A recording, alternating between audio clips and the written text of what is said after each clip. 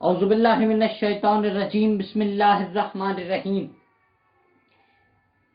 نادی علی مظہر العجائب تجدون لک فی النبائب، کل غم وغم سینجلی بعلی بعلی بعلی، صلوات اللہم صلی علی محمد وآل محمد۔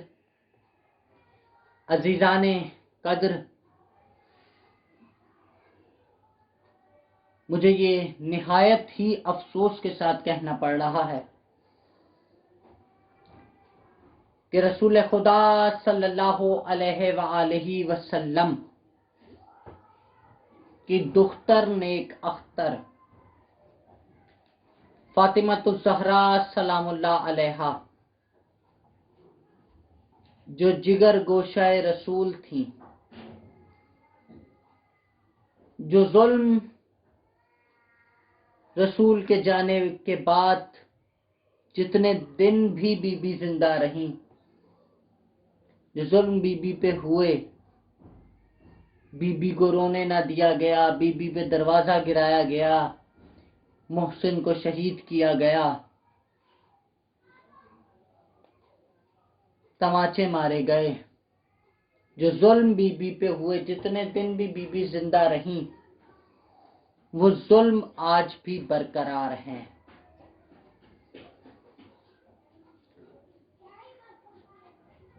ان ظلموں کو آج بھی اسی طرح طول دیا جا رہا ہے۔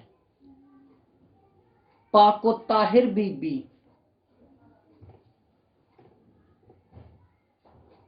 انہیں جھوٹی کہا جا رہا ہے، نعوذ باللہ نعوذ باللہ، بی بی کو جھوٹی کہا جا رہا ہے۔ اور کس کے مقابلے میں کہا جا رہا ہے؟ جو 40 سال شراب پیتا رہا، 40 سال بعد اس نے اسلام کو اگر قبول کر لیا، جیسے بھی کر لیا، اس کے مقابلے میں اس پاک و طاہر بی بی کو، جس کے لیے آیت تطہیر اتری ہے، سورۃ کوثر اتری ہے،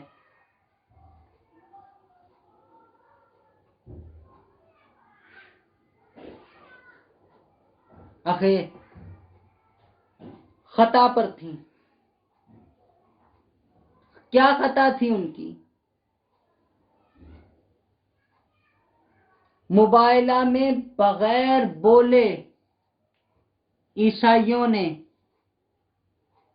بی بی کو سچا مانا، بی بی کو سچا مانا، اتنی روحانیت والی بی بی کو سچا مانا، اور جس کی ماں کے ٹکڑوں پہ پلتے تھے، اسی بی بی کو دربار میں کہنے لگ گئے کہ یہ جھوٹی ہیں، جن کی ماں کا قرض ابھی تک ان سے ادا نہ ہوا، حکومتیں ملنے کے بعد بھی ان سے ماں کا قرض ادا نہ ہوا، بلکہ ادا کیا ہونا تھا، بی بی نے خود معاف کر دیا تھا۔ جو مسلمان اپنے آپ کو کہلاتے ہیں، بی بی کے دیے ہوئے مال سے ان کا قرض واپس کرنے کی وجہ سے وہ نہیں کر سکتے تھے، تو بی بی نے کہا اگر آپ قرض واپس نہیں کر سکتے تو اسلام قبول کر لیں۔ قرض نہ واپس کرنے کی صورت میں جنہوں نے اسلام کو قبول کیا،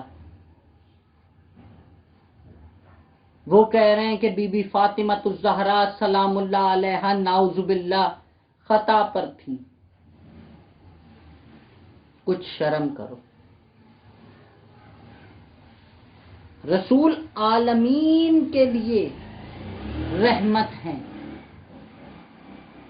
اور فاطمۃ الزہرا اس رسول کے لیے رحمت ہے۔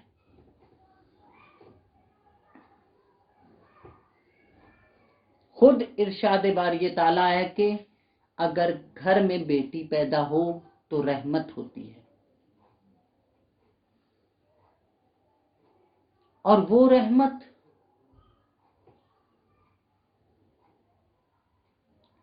جس کے لیے خود رسول کو معراج پہ جانا پڑا، جو عالمین کے لیے رحمت للعالمین بن کے آیا تھا، اسے معراج پہ جانا پڑا فاطمۃ الزہرا کو لینے کے لیے۔ سلطان ممکنات کی معراج کا سفر سمجھا نہیں دماغ بشر کی چھلانگ نے، قرآن جس کو ڈھونڈتا پھرتا تھا فرش پر، وہ عرش تک چلا گیا بیٹی کو مانگنے۔ قرآن جس کو ڈھونڈتا پھرتا تھا فرش پر، وہ عرش تک چلا گیا بیٹی کو مانگنے۔ کیسے خطا پر تھیں؟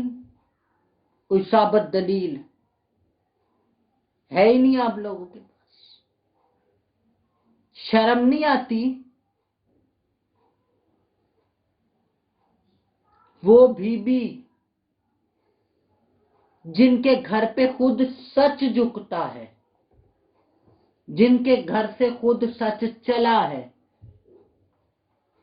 جن کے گھر سے سچ کی تربیت دی جاتی ہے، وہ خطا پر تھیں، وہ جھوٹی تھیں۔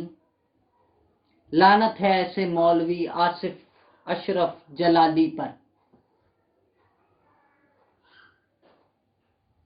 جیسے ان کے بڑوں پہ لعنت ہوتی آئی ہے نا، آج اس پہ بھی ویسے ہی لعنت ہو رہی ہے۔ کس کے مقابلے میں بی بی کو جھوٹی کہہ رہے ہو؟ صحابی رسول کے مقابلے میں؟ صحابی رسول دین حق کے بعد تھا، جب دین انہوں نے قبول کر لیا، ٹھیک ہے؟ اور یہ وہ بیٹی ہیں رسول کی جن کو خود رسول معراج پر لینے گئے، جن کے لیے خود رسول باادب کھڑے ہو جاتے تھے۔ اگر رسول کو ذوف محسوس ہوتا تھا، حدیث کسا میں بظاہر لکھا ہوا ہے کہ ایک دن رسول کو ذوف محسوس ہوا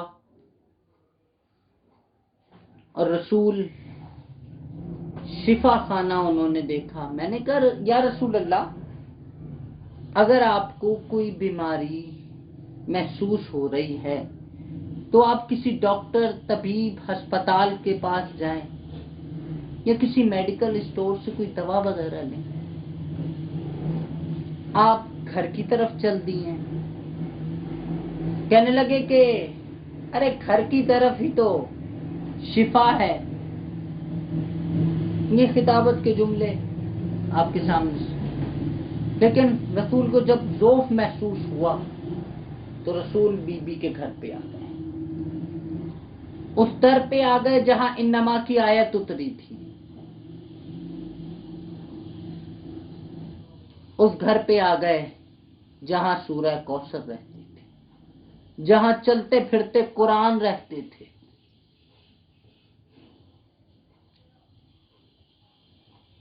کہنے لگے فاطمہ مجھے اپنی یمنی چادر دے دو، مجھے ذوف محسوس ہو رہا ہے، اپنی یمنی چادر دے دو۔ رسول نے وہ اوڑھ لی۔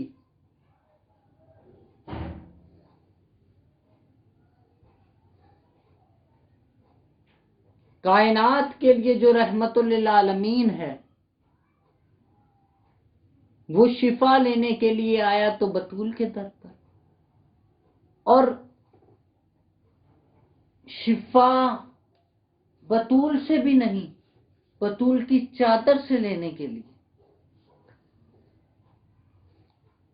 اور لوگ کہتے ہیں جی وہ جھوٹی تھی۔ لعنت ہے تم لوگوں پر، کس بی بی کو تم جھوٹا کہہ رہے ہو جو صرف مباہلہ میں ابھی پہنچی تھیں تو عیسائیوں نے سر تسلیم خم کر دیا۔ کہ ہم مباہلہ نہیں کرنا چاہتے۔ ان نورانی چہروں کو دیکھ کے وہ گھبرا گئے۔ حیرت ہے مجھے، جس رسول کو نہ ماننے والوں نے ان کے گھرانے کو دیکھا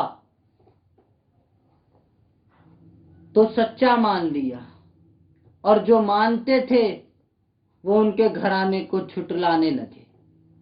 سبحان اللہ، لعنت ہے ایسے لوگوں پر،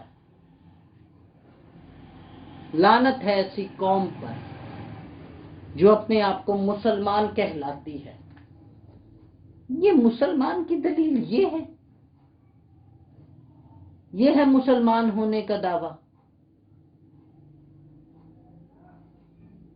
کہ رسول سے محبت اور رسول کے گھر والوں سے عداوت۔ کمال ہے بھائی۔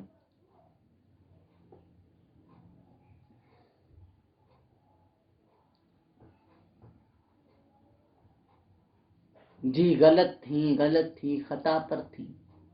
شرم نہیں آتی تمہیں اس بی بی کے بارے میں جو مالکان جنت کی سردار ہیں، جو خواتین جنت کی سردار ہیں، اس حسنین کریمین کی والدہ ہیں، جو جوانان جنت کے سردار ہیں، ان کی زوجہ ہیں جنہوں نے جنت و جہنم تقسیم کرنی ہے۔ کس منہ سے جاؤ گے جنت میں؟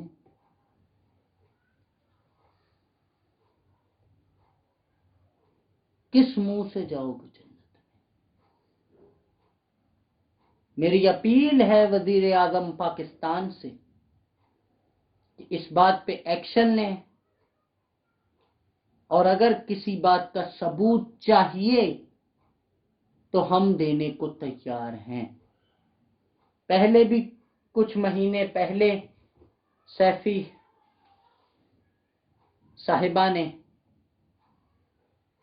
ایک انٹرویو میں بتایا کہ آپ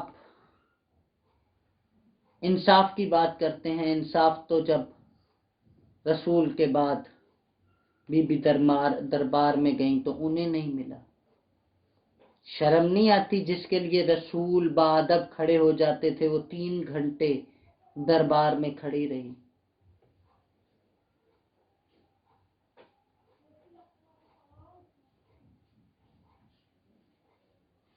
شرم نہیں آتی؟ کس بی بی کے بارے میں باتیں کر رہے ہو؟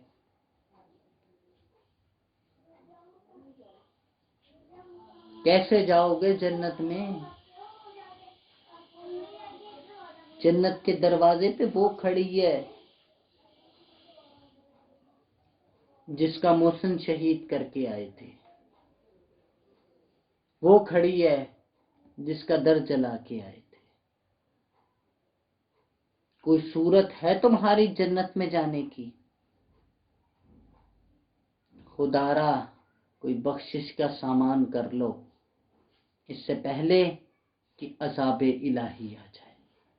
والسلام یا علی مدد۔ آپ سے پھر ملاقات ہوگی۔ اس چینل کو سبسکرائب کریں اور اس ویڈیو کو لائک کریں۔ والسلام۔